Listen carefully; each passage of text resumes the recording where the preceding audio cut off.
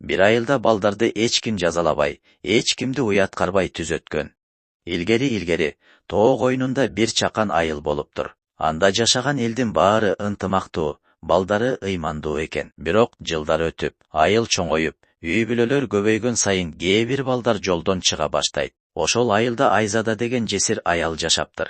Анын жалгыз уулу Бекжан деген өспүрүм. Атасы каза болгондон кийин таптакыр өзгөрүп кетет. Мектепке барбай калат. Чоңдорго тил тийгизип, кээде уурулук кылганы да угулуп калат. Айзада түн ичинде уктабай, уулун ойлоп ыйлайт.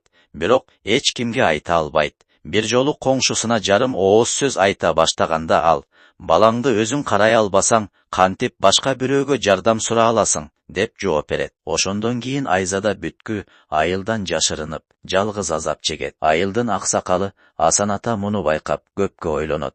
Бир күнү анын оюна кызык жол келет. Ал ар бир үй бүлөгө окшош бет кап тиктирет. Эч ким кимдики экенин ажырата албагандай. Айылдын так ортосуна, дарактын түбүнө, эч кимдин көзү көп түшпөгөн жерге бир жыгач доска орнотулат.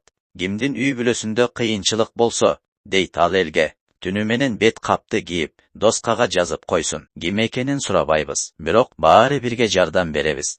Айзада узак ойлонот. Бир нече түн уктабай өткөрөт. Барайынбы, барбайынбы? Акыры 3-чү түнү коркуп үркүп бет капты кийип, доскага жазат. Уулум жолдон чыгып баратат. Жардам керек. Эртеси эл чогулат. Доскадагы катты окуп, эч ким жазды деп сурабайт. Асан ата жөн гана бүгүндөн тарта ар бир үй бүлө өспүрүм балдарга көбүрөөк көз салсын. Аларды өз үйүнө чакырсын, устаканага, мал кайтарууга ээрчитсин дейт.